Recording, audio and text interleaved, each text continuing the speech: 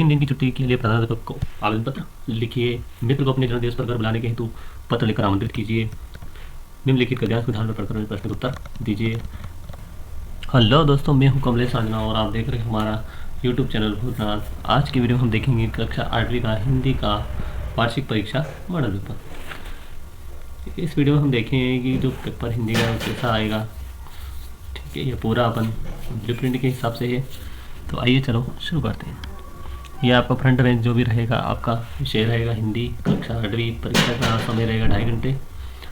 पूर्णांक रहेगा 60 नंबर का। कुल प्रश्न इसमें 26 रहेंगे। यहाँ पर आपने रोल नंबर डालने हैं, यहाँ पर अपने को रोल नंबर डालने हैं, या शब्दों में डालने हैं, या शाला का नाम लिखना है, या डाइस कोड डालने हैं, परीक्षा केंद्र, दिनांक, कब आपका पेपर है आपको यहाँ डालने का रहेगा। ठीक है, ये छोटी मोटी जानकारी आपकी सारी चीज़ें यहाँ पर दे रखी होगी। शब्दों में कैसे डालना है, अंकों में कैसे डालना है, यहाँ पर आपको दर्शा रखें। तो आइए चलो इसको शुरू करते हैं। सबसे इसमें कुल प्रश्न 26 रहेंगे। तो अगर आपको पेपर चाहिए तो कम से कम इस वीडियो में 50 लाइक हो जाएंगे तो मैं आपको नीचे डिस्क्रिप्शन में डाउनलोड लिंक दे दूँगा, वो भी हल सहित। तो सबसे पहले शुरुआत करते हैं। बहुविकल्पिक प्रश्न रहेंगे, इसमें 1 से 10 तक इसमें विकल्प और रिक्त स्थान रहेंगे। नीचे निर्देश प्रश्न को पढ़कर नीचे दिए गए विकल्पों में से सही विकल्प चुनकर लिखिए। तो इसमें पहला प्रश्न है, ये देखते हैं। माँ वीणा वादनी से तात्पर्य किस देवी से? तो माँ वीणा वादनी, माँ जो है वीणा वादनी, वो कौन सी देवी है? तो वो माँ सरस्वती से संबंधित। अगला प्रश्न है नव के न विग्रह वृंद को पंक्ति में अलंकार है। तो इसमें कौन सा अलंकार है वो आप लोग पहचान कर लिखना है। तो इसमें अनुप्रास अलंकार है। अगला है तलीन में उपसर्ग है। तो उपसर्ग हमेशा आगे ही रहता है। ठीक है, पहला जो शब्द रहता है उपसर्ग वाला ही रहता है। तो इसमें आएगा तो इसमें आएगा तद। ये सब 1-1 नंबर के हैं, पीछे अंक भी आपको दर्शाए गए हैं। अगला है प्रज्ञा संतुरवादक थे। तो प्रज्ञा संतुरवादक कौन थे? कुमार गंधर्व, बिस्मिल्लाह खां, तानसेन या अलाउद्दीन खां। तो इसमें आएगा अलाउद्दीन खां। अगला है अपना अगला प्रश्न की ओर बढ़ते हैं। प्रभु तुम चंदन हम पानी में पंक्ति किस कवि की है? तो सूरदास जी की है, कि रैदास जी की है, कि तुलसीदास जी की है, या मीराबाई की? तो ये आएगी रैदास जी की है। ये पंक्ति रैदास जी की थी। आपका 1 नंबर यहाँ से पक्का हो जाएगा। फिर आगे चलते हैं। यहाँ देखते हैं अपन रिक्त स्थानिक पूर्ति कीजिए। सब 1-1 नंबर के रहेंगे। अगर आपको वीडियो अच्छा लगे तो लाइक एंड सब्सक्राइब जरूर कीजिए। अगले वीडियो में हम देखेंगे इंग्लिश का पेपर, उसके बाद मैथ्स का, सभी विषय का मैं लेके आने वाला हूँ। तो प्रश्न क्रमांक 6 वाला है, संगीत सम्राट कहे जाते थे। संगीत सम्राट किसको कहते थे? तो संगीत सम्राट हम तानसेन को कहते थे। तो यहाँ आ जाएगा 1 नंबर में तानसेन। आर्यभट्ट की पुस्तक का नाम क्या था? तो आर्यभट्ट की पुस्तक का नाम क्या था? सीधा सा बहुत और सरल है, तो आर्यभट्टी। तो ये आ जाएंगे यहाँ पर 2 नंबर। उसके बाद है तानसेन ने तन्मय होकर की साधना की थी। तानसेन ने तन्मय होकर किसकी साधना की थी? तानसेन ने तन्मय होकर दीपक राग की साधना की थी। यहाँ आ जाएगा 3 नंबर वाला। फिर अगला है लता मंगेशकर जी ने भारत का सर्वोच्च पुरस्कार प्राप्त किया। तो कौन सा पुरस्कार प्राप्त किया था भारत का? तो भारत का सर्वोच्च पुरस्कार होता है भारत रत्न। तो ये लता मंगेशकर जी ने प्राप्त किया था। यही हो गया चौथा। अगला है लास्ट बचा है तानसेन के गुरु थे। तानसेन के गुरु कौन थे? तानसेन के गुरु थे स्वामी हरिदास जी। ये हो गया अपना 5वां। कृपया लाइक जरूर कीजिए। आइए अगले प्रश्नोत्तर में चलते हैं। अब अपने आएंगे 2-2 नंबर की। पूरा ब्लूप्रिंट के आधार पर ही इसको बनाया है, तो आप इसको एक बार डाउनलोड करके हल ज़रूर करना, ताकि आपके परीक्षा के लिए अच्छी तैयारी हो सके। आगे चलते हैं। पहला प्रश्न है नव के माध्यम से कवि क्या कहना चाहता है? तो इसका उत्तर हम देखेंगे नव के माध्यम से कवि क्या कहना चाहता है। तो नव के माध्यम से कवि कहना चाहता है कि सभी प्राणी नए भारतवर्ष की रचना करें और उन्हें इस निर्माण से सभी नए साधन प्राप्त हो। तो इसका उत्तर अपने मिल गया है।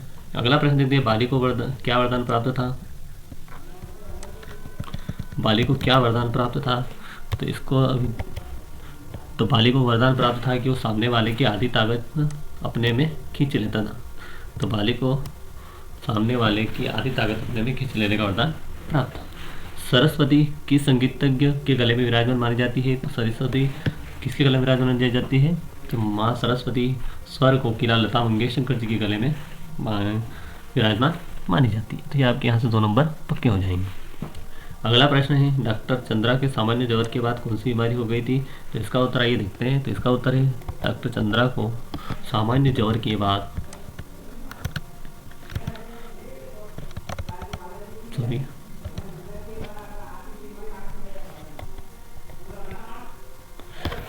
डॉक्टर चंद्रा को सामान्य ज्वर के बाद अ, बीम- के बाद डॉक्टर चंद्रा को सामान्य ज्वर के पश्चात की बीमारी हो गई, जिससे गर्दन के नीचे उनका स्वार अचल हो गया। आइए चलिए नेक्स्ट प्रश्न देखते हैं। अगला प्रश्न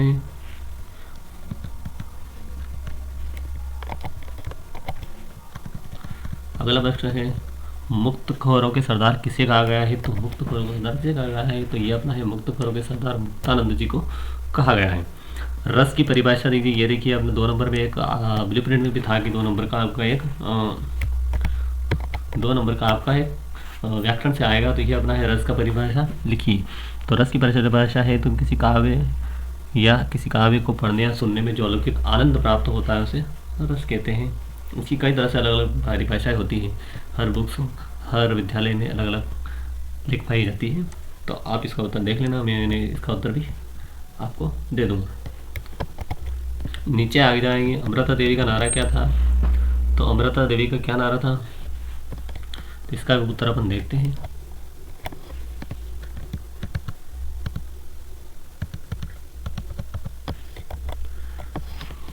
फिर अगला प्रश्न है, वृद्धा मंदिर के पास क्या काम करती थी? तो वृद्धा मंदिर के पास फूल बेचने का काम करती थी। यानी क्या करती थी? वृद्धा बैठी बैठी फूल बेचती थी मंदिर के पास, और उसे एक बच्चा भी प्राप्त हुआ था, जो इस पाठ की पूरी कहानी है। आइए अगला प्रश्न देखते हैं। महेश्वरी का प्राचीन नाम क्या था? तो महेश्वरी का प्राचीन नाम था, महिष्मती नाम था उसका, जो कि अपने इस पाठ में आया था। अगला प्रश्न देखते हैं। राजा के प्रथम 2 महलों में 2 लोग कौन से मिले थे? तो ये प्रश्न थोड़ा अलग है, तो इसका सही प्रश्न अपन देखते हैं। तो प्रश्न था, राजा के प्रथम 2 महलों में जो 2 लोग मिले थे वे कौन थे? तो राजा के प्रथम 2 महलों में जो लोग मिले थे वह एक 17 और 18 वर्ष का एक युवक और 19 से 20 वर्ष की युवती थी। चलो आइए अगला प्रश्न देखते हैं, जो कि 21वां प्रश्न है। कवि माँ सरस्वती से क्या वरदान चाह रहा है?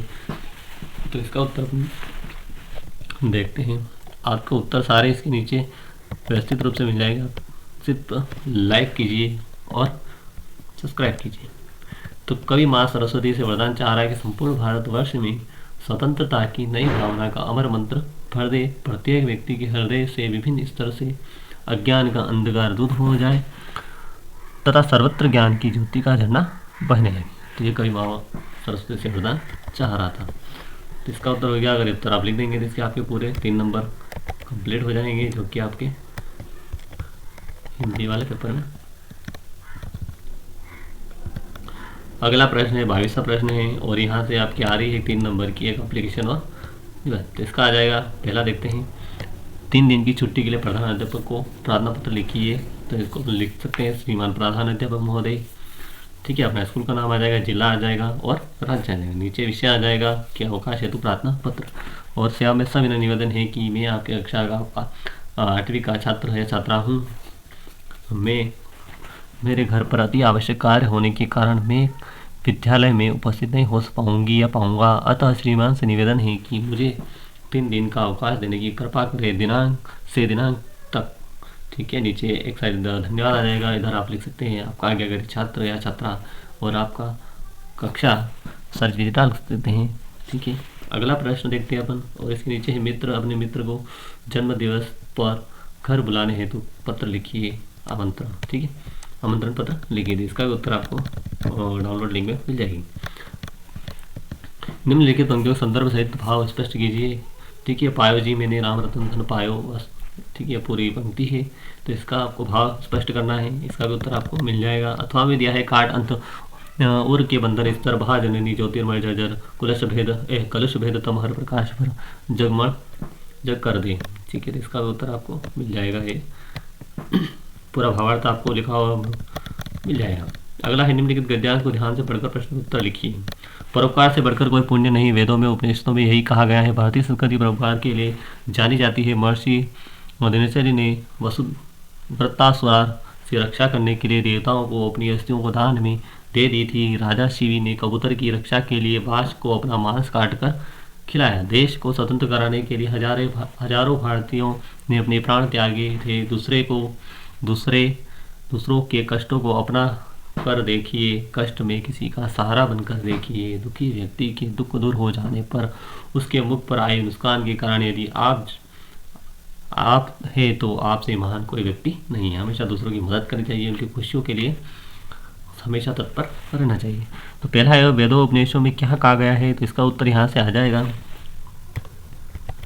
वेदों और उपनिषदों में यही कहा गया है, ये देखो यहाँ से इसका उत्तर बन जाएगा। वेदों और उपनिषदों में यही कहा गया, भारतीय संस्कृति पर उपकार की जाती है। यहाँ से लगाकर आप यहाँ तक लिख सकते हैं। ठीक है, ये अपने 1 नंबर का हो गया। दूसरा है दूसरों के लिए किसने बलिदान किया है, तो दूसरों के लिए यहीं से आ जाएगा। यहाँ से महर्षि वस्त्रु ने रक्षा के लिए देवताओं को अपनी अस्थियां दान कर दी थी। राजा शिव ने कबूतर की रक्षा के लिए बाज को मांस काटकर खिलाया था।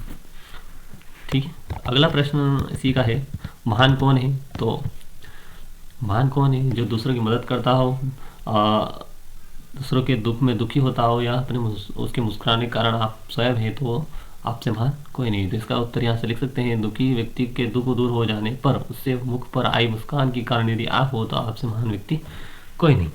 यहाँ से अपना उत्तर बन जाएगा। तो ये उत्तर अपना यहाँ से यहाँ तक। ठीक है, अगला देखते हैं अपन। गद्यांश का उचित चित्र लिख दिया, तो गद्यांश का उचित शीर्षक आप लिख सकते हैं। तो इसका उचित शीर्षक हो जाएगा, परोपकार से बढ़कर कोई पुण्य नहीं है, या दूसरों की सेवा करना ही पुण्य है। आर्यभट्ट ने सूर्य ग्रहण और चंद्र ग्रहण के विषय में क्या विचार व्यक्त किए थे, इसका उत्तर भी आपको मिल जाएगा। अगला है अपना, निम्नलिखित में से एक विषय पर निबंध लिखिए, दीपावली, स्कूल या पर्यावरण प्रदूषण। आपको जो उचित लगे वो लिख सकते हैं। सबके उत्तर आपको एक डाउनलोड लिंक में मिल जाएंगे। पूरा पेपर आपको सोल्व किया हो मिल जाएगा। ठीक है, ये अपना हिंदी का पेपर पूरा कंप्लीट हो चुका है। अगले वीडियो में अपन देखेंगे मैथ्स का, उसके बाद इंग्लिश का। ठीक है, अगर वीडियो अच्छा लगा लाइक कीजिए, और प्लीज़ मेरा छोटा सा लक्ष्य है 50 लाइक ज़रूर कर दीजिए। आपको वीडियो अच्छा लगा हो तो लाइक एंड सब्सक्राइब कीजिए। मिलते हैं अगले वीडियो में। अगर इसके डाउनलोड लिंक चाहिए तो हमें कमेंट कीजिए। थैंक यू दोस्तों।